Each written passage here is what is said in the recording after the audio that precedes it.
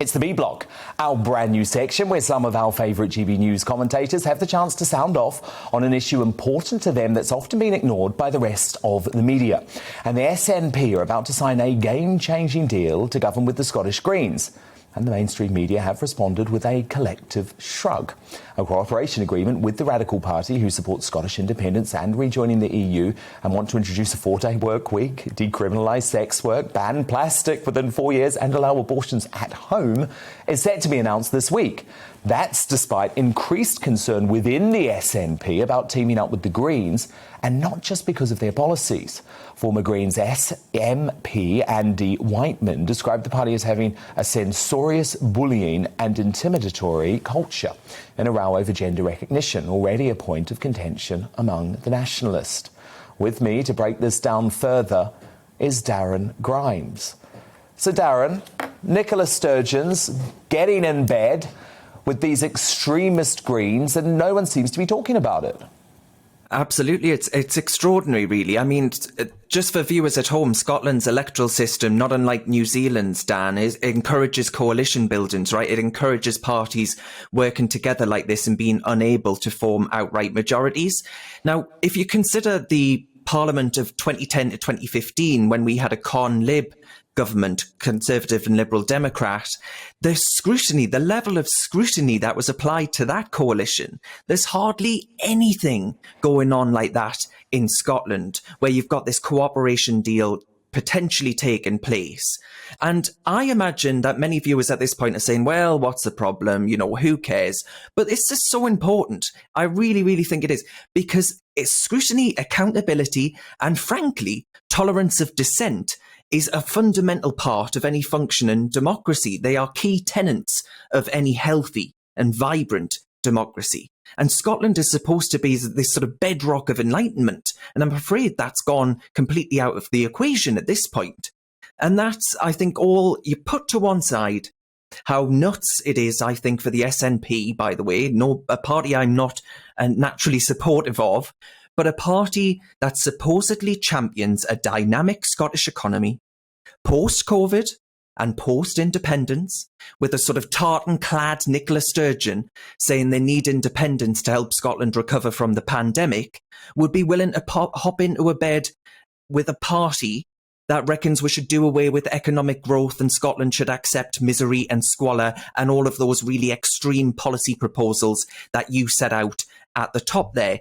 But Dan, there are fascinating tales of infighting on both sides of this would-be coalition. You've got former member of the Scottish Parliament for the Scottish Greens, Andy Whiteman, as you say, writing this blog post accusing the Scottish Greens of bullying and intimidation, and the SNP MP, Joanna Cherry QC, on the other side of the political pond, saying that actually the SNP's complaints officer targeted her on Twitter. The two things being related in the sense that they're both related to the heated trans debate. Apparently, believing in biological sex as a mutable fact means that you're not worthy of parliamentary representation around the table of the Greens and the SNP.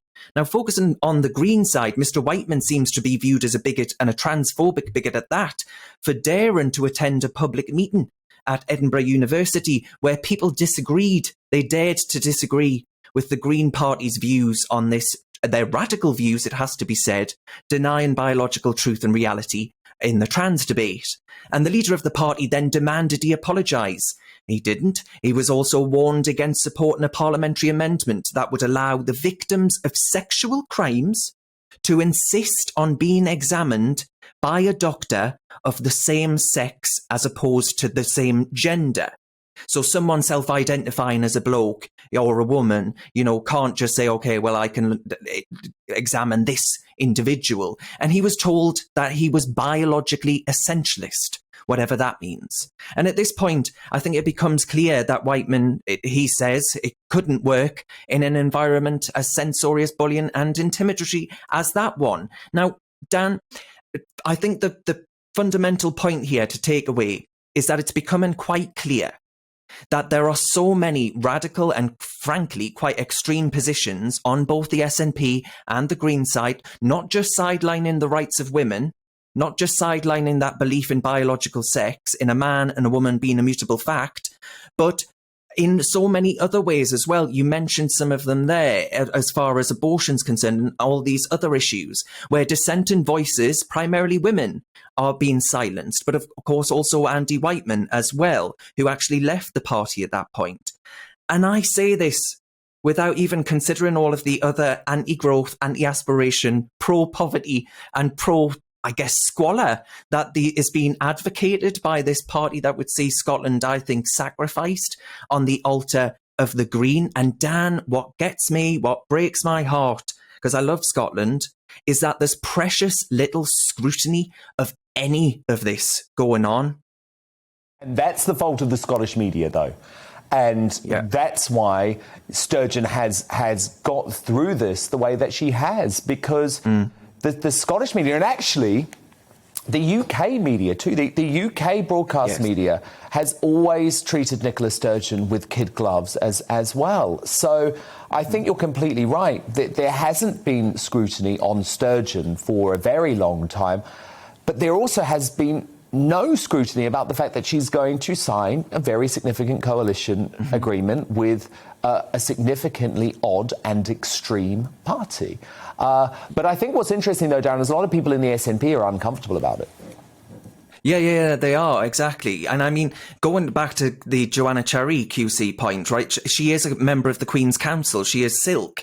And she has been sidelined from within her own party for daring to have views around the sex-based rights of women, for example. And you just start to think all of these things where dissenting voices, freedom of speech, freedom, the ability to actually disagree with your colleagues, never mind your political opponents, these are colleagues, just isn't allowed to happen in Scotland. And I stress that point again, the bedrock of the Enlightenment movement, right? The home of Adam Smith and people like this, these Scottish giants of old.